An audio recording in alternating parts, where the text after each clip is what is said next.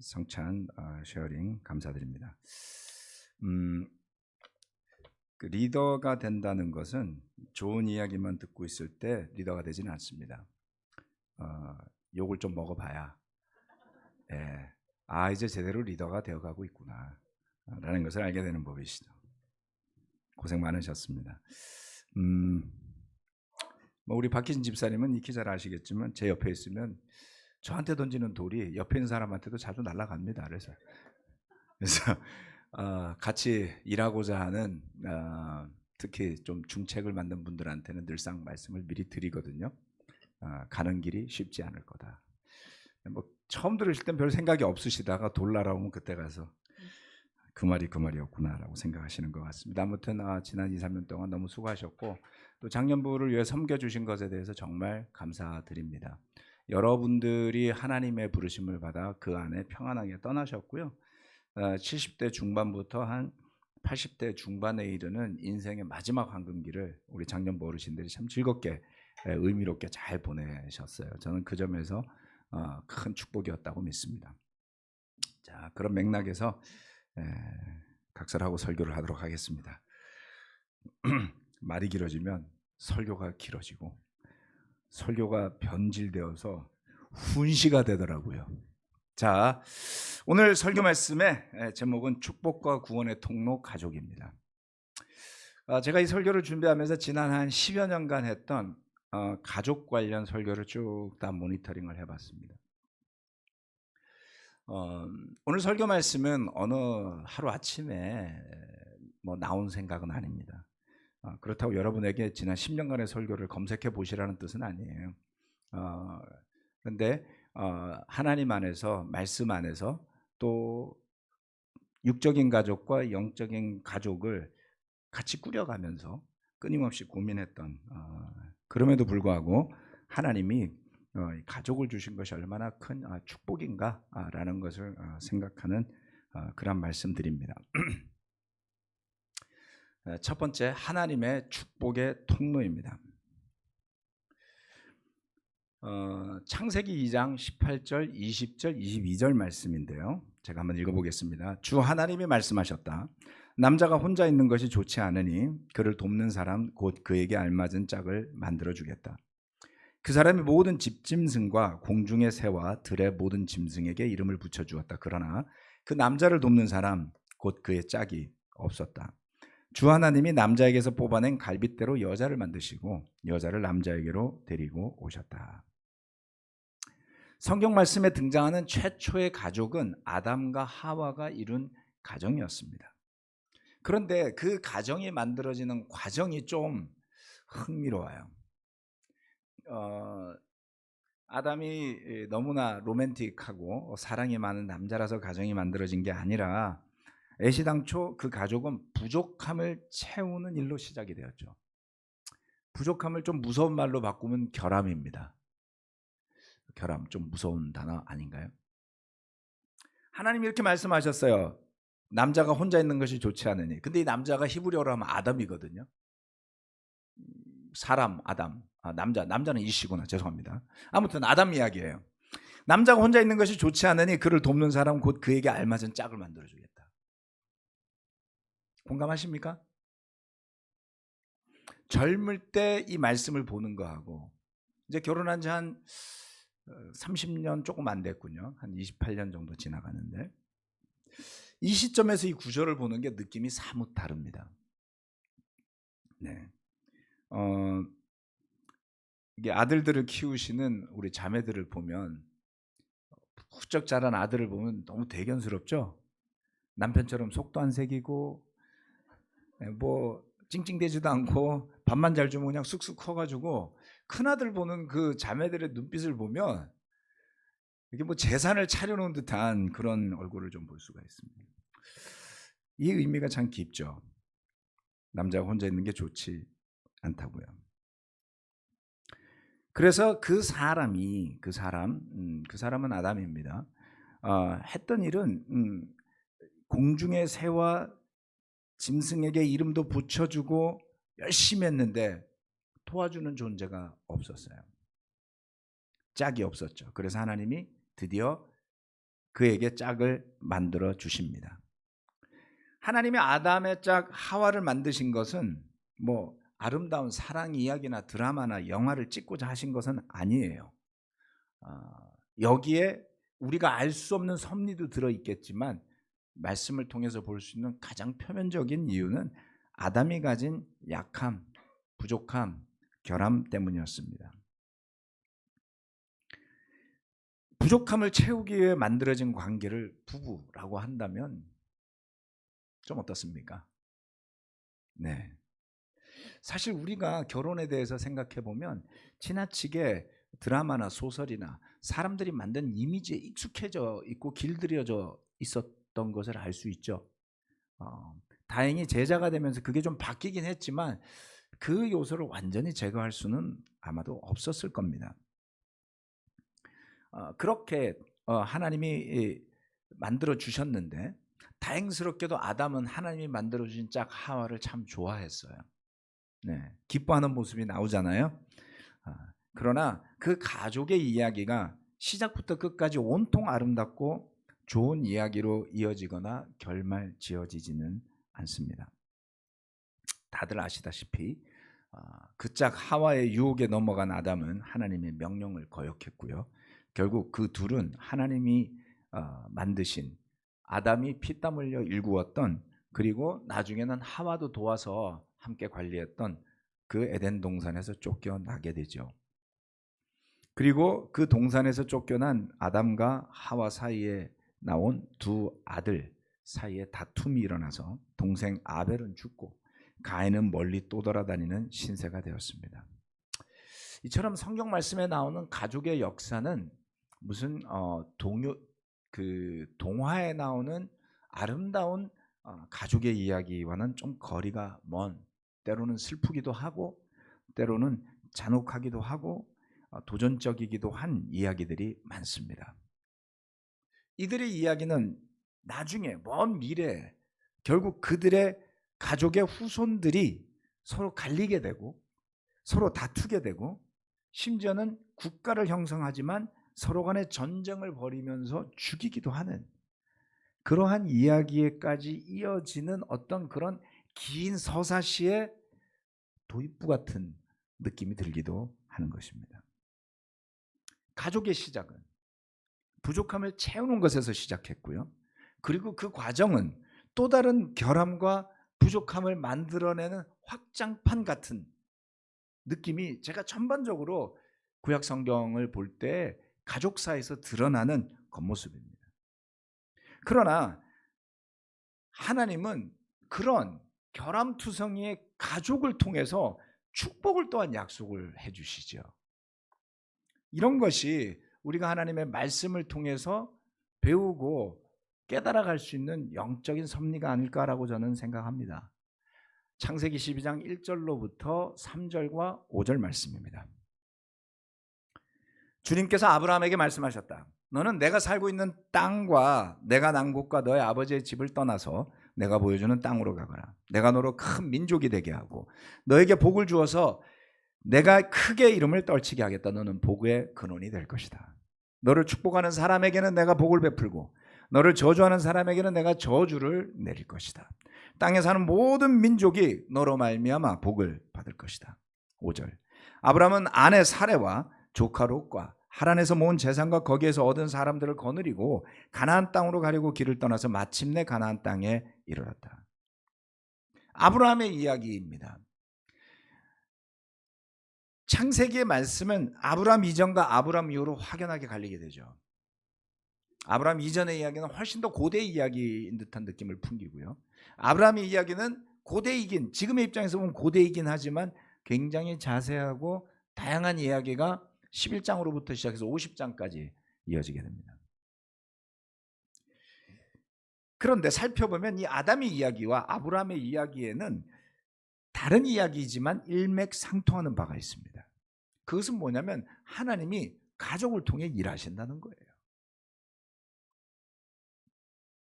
아담은 하나님이 창조하신 존재로서 가족을 시작하는 상징적인 의미가 있죠. 그죠? 그리고 이스라엘 민족은 그런 아담을 굉장히 존경합니다. 신약 성경에 나오는 아담의 이야기는 절반 이상 좀 부정적인 느낌을 갖고 있다 보니까 우리 그 개신교라고 말하는 기독교, 개신교, 카톨릭 합쳐서 기독교인들은 아담에 대해서 좀 부정적이에요. 그러나 유대인들은 그 아담을 매우 지혜로운 훌륭한 조상이라고 여깁니다. 왜냐하면 이렇게 이야기를 하죠. 한번 말씀드린 적이 있는 것 같은데요. 그 에덴 동산에 있는 그 동물들과 새들에게 이름을 다 붙여줬다고요. 여러분 만약에 사자를 보고 이름을 붙이라면 여러분 뭐라고 붙이시겠습니까? 한번 생각해봐요. 뭐라고 붙이시겠어요? 네? 집에 있는 강아지 이름 붙이는 것도 힘들어요. 그렇지 않습니까? 날아다니는 새를 보면 뭐라고 이름을 붙이겠습니까? 참새와 제비를 우리는 알고 있으니까 그냥 이렇게 이야기하지만 막상 붙이려고 그러면 쉬운 게 아니에요, 여러분. 그렇죠?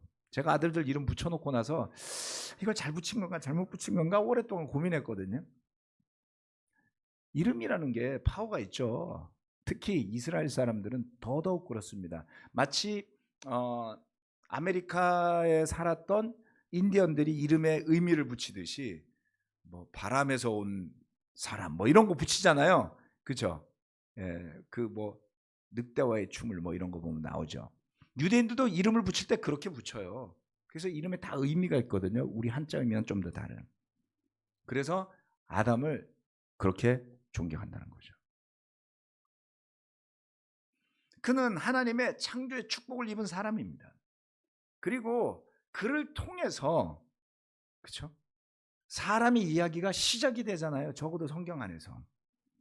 그리고 처음 말씀 안에서 처음 그를 통해 가정이 형성되는 축복도 입었죠. 아브라함은 어떻습니까? 아브라함은 믿음의 조상, 믿음의 아버지 이런 이야기를 듣지 않습니까? 네, 믿음의 가족을 시작하는 상징적인 존재가 됩니다. 그래서 아담도 아브라함도 하나님께서 시작하시는 믿음 그리고 믿음의 가족의 이야기의 출발을 장식하는 역할을 하게 되는 것이죠.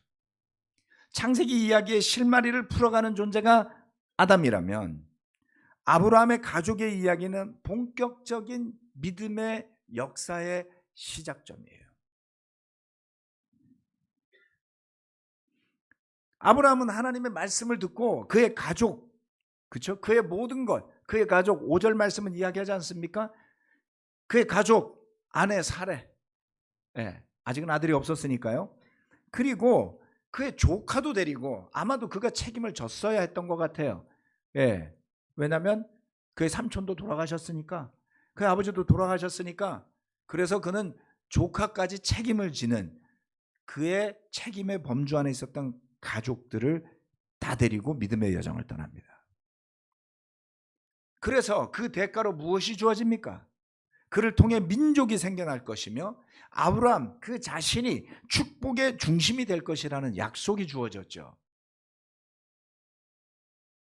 결국 가족이 뭡니까? 성경 말씀을 통해 보면 하나님의 창조의 섭리에 깃들어 있는 그 축복의 통로가 바로 가족인 것입니다. 그 가족이 믿음의 역사의 축복이 깃들어 있는 하나님의 약속인 것이죠. 그래서 저는 첫 번째 제목을 하나님의 축복의 통로가 바로 가족이다 라고 적은 것입니다.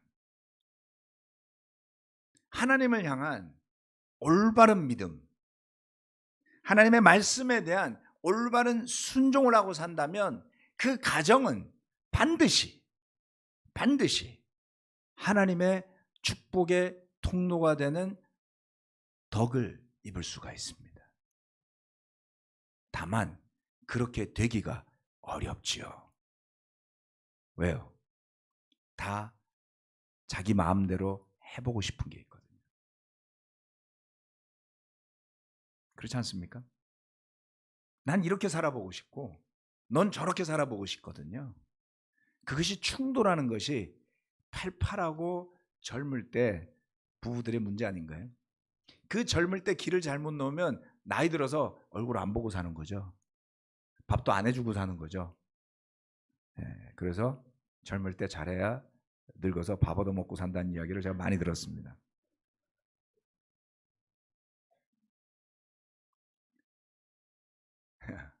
그렇지 않나요?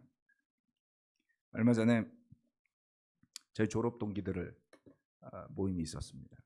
다들 이제 뭐 은퇴, 뭐 퇴역한 장성, 뭐 이런 거죠. 군대에서 은퇴란 표현을 안 쓰니까요. 다 그만두고 나왔는데 같이 모여서 식사를 하면서 가만히 생각하니까 저희 아버지가 제 나이 때가 떠올랐어요. 저는 그 당시 아버지의 삶에 관심이 별로 없었습니다. 아버지는 그냥 늘 그냥 계시는 분이고, 그죠? 뭐 연세가 있으시니까 뭐 즐거운 일이 있겠어 이렇게 생각했는데 이 나이가 되고 보니까 즐거운 일이 아직도 많더라고요. 여전히 인생은 창창하고요. 어떠신가요, 어르신들? 80 중반도 여전히 창창하신 거죠? 그래서 느낌이 너무 새로웠어요. 제가 결혼할 때쯤 저희 아버지의 모습이 떠올랐거든요. 제2의 인생을 시작하시던 모습. 이제 제가 그 자리에 서 있는 겁니다.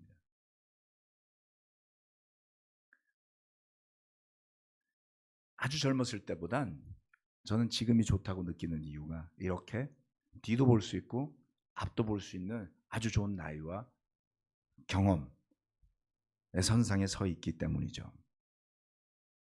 이곳에 모인 여러분 모두는 가족이라는 하나님의 창조의 섭리를 통해 이 세상에 나왔고 그 삶을 이어가고 있고, 그리고 우리 가족의 이야기는 살아있는 한 계속 될 겁니다.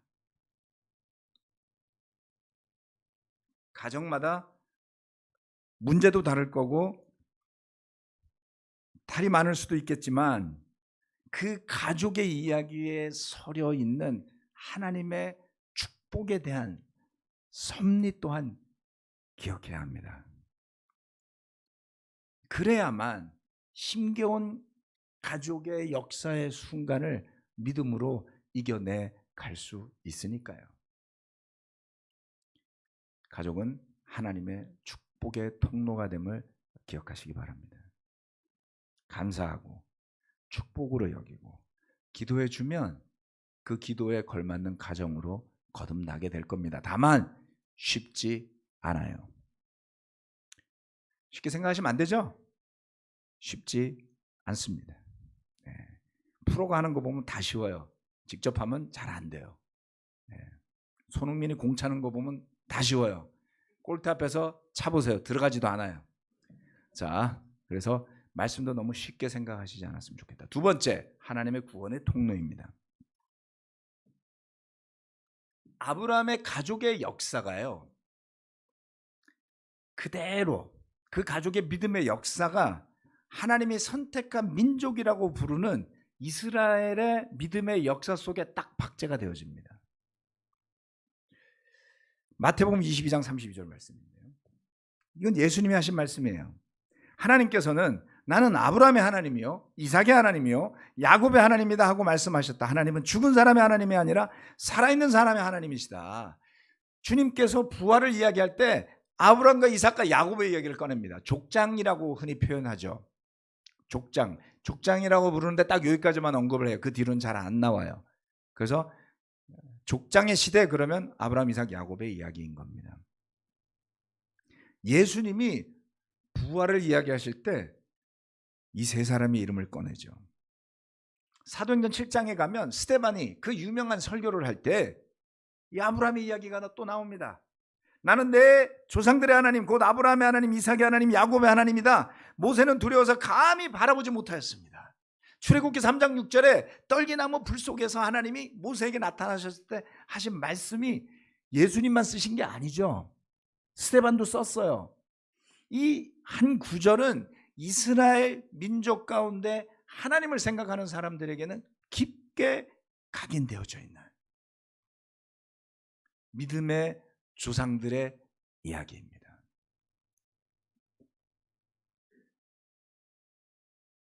그 세 족장의 이름은 이스라엘 민족의 상징이나 바 없고요. 믿음에 대해 이야기할 때 이스라엘 민족들이 자랑스럽게 이야기하는 그들의 조상으로서의 역할, 심지어는 사도들과 제자들이 전하는 복음만 해도 그들의 이야기가 나와요. 사도행전 3장 25절, 26절, 32절 믿음의 자손들에 대한 이야기가 나옵니다. 여러분은 예언자들의 자손이며, 아멘, 하나님께서 여러분의 조상들과 맺은 언약의 자손입니다. 하나님께서 아브라함에게 너의 자손으로 말미암아 땅 위의 모든 족속이 복을 받을 것이다 하고 말씀하셨습니다. 아브라함의 자손인 동포 여러분, 그리고 여러분 가운데서 하나님을 두려워하는 사람들이요, 하나님께서 이 구원의 말씀을 우리에게 보내셨습니다. 우리는 하나님께서 조상들에게 하신 그 약속을 여러분에게 기쁜 소식으로 전합니다. 아멘. 여러분, 복음은 어느 날 갑자기 하늘에서 뚝 떨어진 게 아니었어요. 이 믿음의 자손들은 수많은 세월 동안 수많은 믿음의 조상들을 통해, 예언자들을 통해 전해지고 이어지고 내려왔으며, 사도들과 제자들의 가정, 삶을 통해서 오늘날까지 면면이 이어져 내려왔다. 그런데 우리가 주님을 믿는다고 하면서, 제자로 살겠다고 하면서 철없던 제 20대 나이 때 모습처럼 앞도 뒤도 볼 줄 모르고 오로지 자기만 생각하고 사는, 그래서 조상도 없고 믿음의 자손도 없는 섬 같은 신앙인이 될 수도 있다는 겁니다. 여러분은 어떤 각오로 말씀을 묵상하고 하나님을 묵상하고 여러분의 삶에 임하고 있습니까?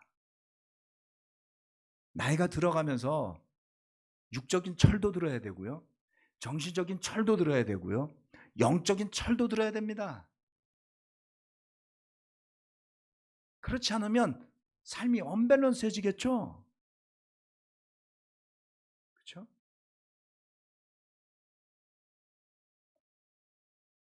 그 긴 역사와 그 모든 세월 동안 손에서 손으로, 입에서 입으로, 책에서 책으로 전해져 내려온 하나님의 구원의 역사를 생각해 보면 우리는 적어도 지금 그 역사의 끝에 서서 새로운 믿음의 장을 열어가는 그런 존재들 아닌가요?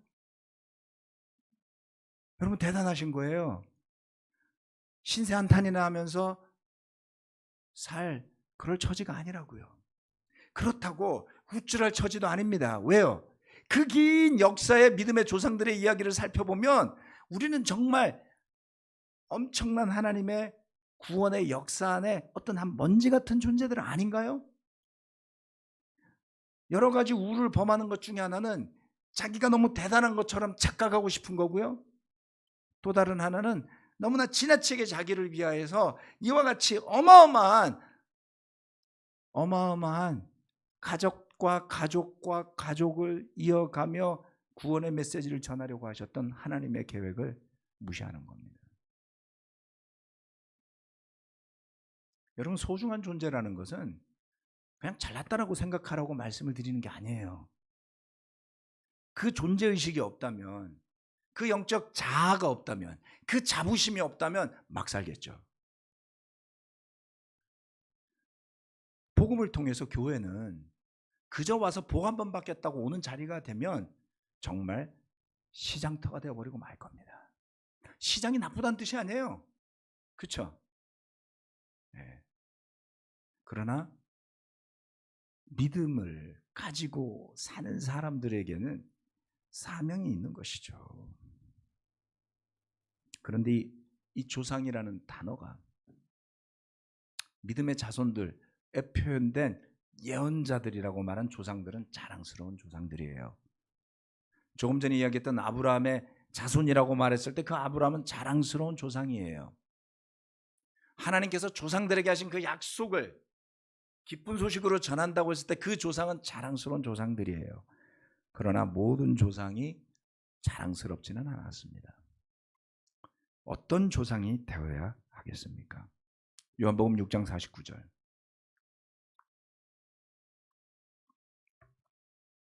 너의 조상은 광야에서 만나를 먹었어도 죽었다. 고린도전서 10장 6절.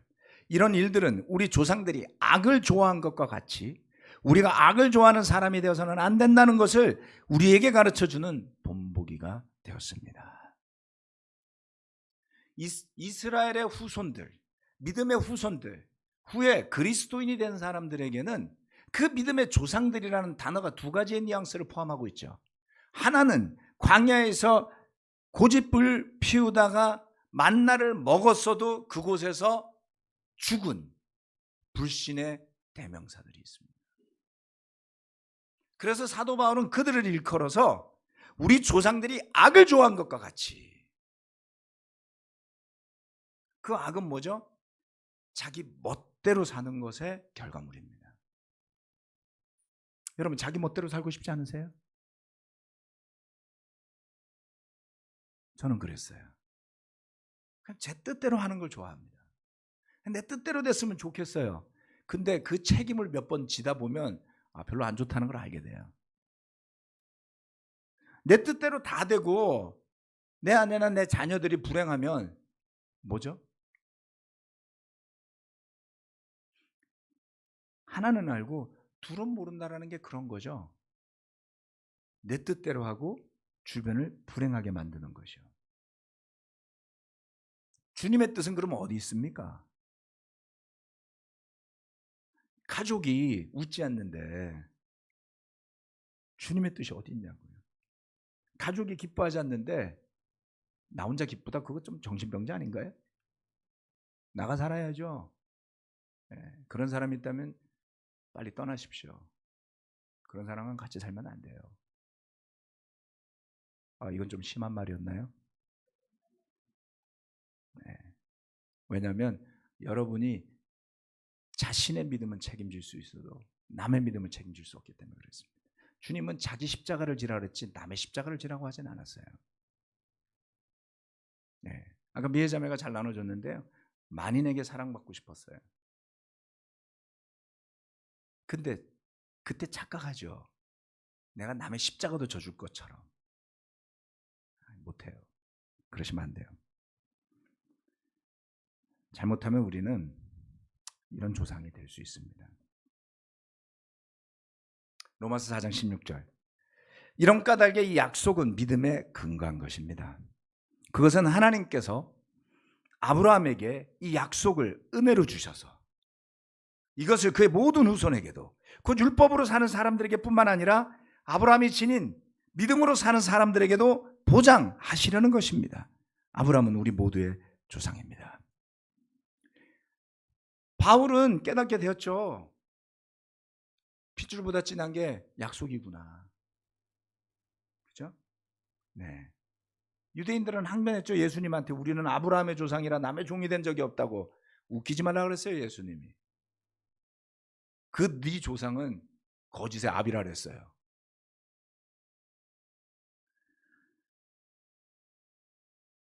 우리가 비록 아브라함은 아니지만 우리가 이어가야만 하는 믿음의 계보가 어디기를 바라십니까? 믿음에 근거한 약속, 하나님께서 은혜로 주신 그 약속이 후손에게까지 전달되도록 하는 은혜의 믿음의 약속의 조상이 되어야 하지 않겠습니까? 복음을 통해 우리가 하나님의 자녀로 거듭나게 된 것, 그리고 주님을 향한 그 믿음의 삶을 이어나가면서 우리 또한 선한 믿음의 조상들처럼 시간이 흘러서 우리 후손들에게, 믿음의 자손들에게 믿음의 조상으로 남아있을 수 있어야 합니다. 이젠 여기 앉아 계시는 대부분의 형제자매들은 자기만 생각하기에는 좀 나이들이 들으셨죠? 철도 들었고 영적인 철도 좀 드셨죠? 그러면 후손을 생각할 때입니다. 후손이라는 게 옛날처럼 우리가 무슨 제사를 받아 먹겠다 이런 거 아니잖아요. 그렇죠? 네. 내가 나이가 들면 네가 나를 봉양해라 이런 것도 아니겠죠. 국가가 해줄 겁니다, 여러분. 대한민국이 잘 살아도 걱정하지 마세요. 우리가 해야 할, 우리가 염려해야 할, 우리가 정말 관심을 가지고 기도하면서 겸손하게 가꾸어 가야 할 그것은 우리가 그 하나님의 구원의 통로로 선택되어졌다는 것을 잊지 않는 거예요. 그리고 거기에 부합한 마음가짐, 거기에 부합한 영성, 거기에 부합하는 고민이 있어야 됩니다. 우리 너무 믿음을 쉽게 생각하고 왔어요. 구원을 너무 쉽게 생각하고 왔어요. 그런데 어느 날 돌아보니 내가 정말 구원에 합당한 믿음의 자리에 있었던가를 고민해 보게 되지 않습니까? 고민해야 됩니다. 자신을 돌아봐야 됩니다. 그리고 제대로 된 코치도 받으셔야 됩니다. 자기 혼자 다 잘할 수 있으면 세상에 웬 코치가 그렇게 많겠어요. 타이거 우즈도 코치가 있고요. 손흥민도 감독이 있고요. 코치가 있어요. 우리는 타이거 우즈도 아니고 손흥민도 아니잖아요. 그런데 아무도 필요 없으면 잘나셨네요. 이렇게 되는 거 아니겠습니까? 가족을 주신 하나님. 그 가족을 통해 창조의 축복을 계승하게 하시고 그 가족을 통해 하나님의 구원의 섭리와 복음을 계승하게 해주는 그 가족. 그래서 육적, 영적인 가족 모두에게 그 소중함에 대해 우리가 깊이 감사하고 그와 같은 하나님이 주시는 축복의 가족의 관계를 모두 누리시는 형제 자매들이 되시길 바랍니다. 기도하고 마치겠습니다.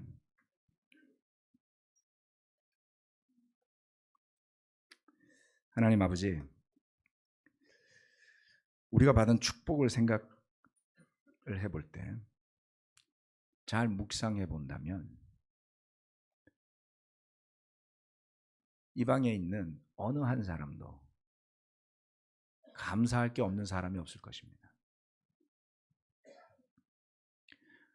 오늘 하루가 이와 같이 주어졌다는 것이 얼마나 큰 축복인지를 느끼고 누리지 못한다면 우리는 어쩌면 하나님의 은혜를 헛되이 써버리는 위험한 상태의 지경에 빠져 있는 신앙인으로 전락할 수도 있다는 것을 요즘 많이 느끼고 있습니다.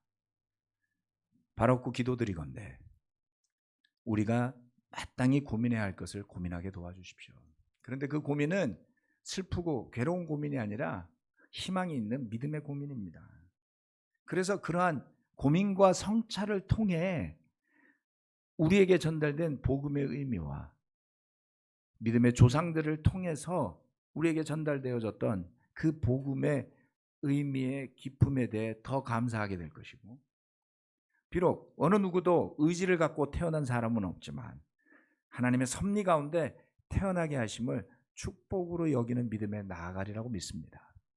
또 많은 부모들은 자녀들을 양육하고 이 사회에서 더불어 살아가는 것이 때로는 어렵고 고통스럽고 두려울 수 있지만 하나님의 축복임을 잊지 않게 도와주셔서 그 일을 기쁨으로 해나갈 수 있는 믿음의 길이 열리게 도와주시고, 또한 영적으로나 육적으로나 진정한 하나님의 축복을 듬뿍 다 받아가는 제자들이 되도록 축복하여 주십시오. 감사드리고 예수 그리스도의 이름으로 기도합니다. 아멘.